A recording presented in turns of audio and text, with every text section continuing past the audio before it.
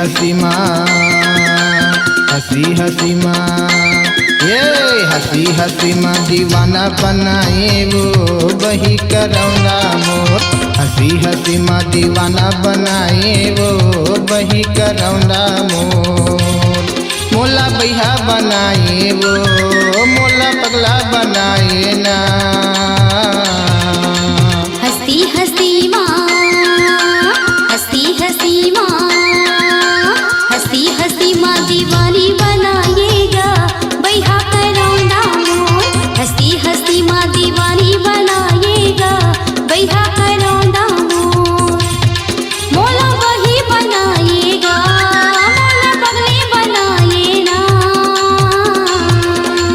हसी हसी माँ दीवाना बनाए वो वही करौंदा मोर। हसी हसी माँ दीवानी बनाएगा बैहा करौंदा मोर।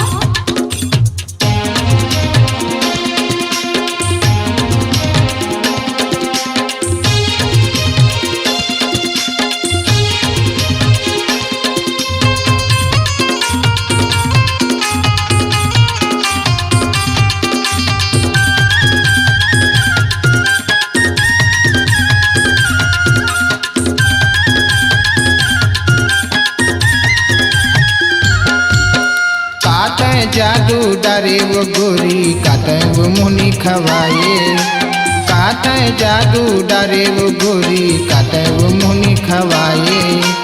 तोला देखे बिन तर से चोला आखिले आंसू बहाए। तोला देखे बिन तर से चोला आखिले आंसू बहाए। मोला बैहा बनाए वो मोला पगला बनाए ना।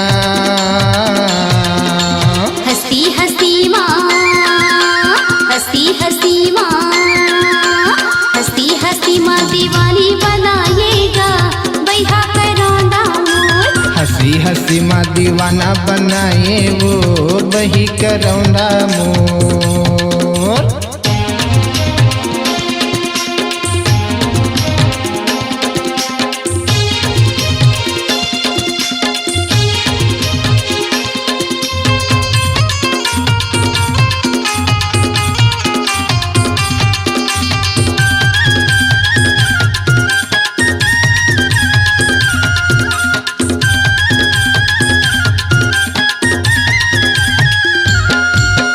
तोरे माया माँ हो गया दीवानी हुआ माया था पानी।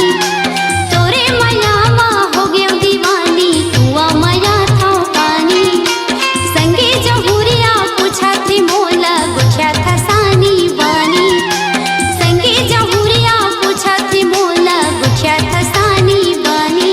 मोला वही बनाएगा मोला पगले बनाए ना।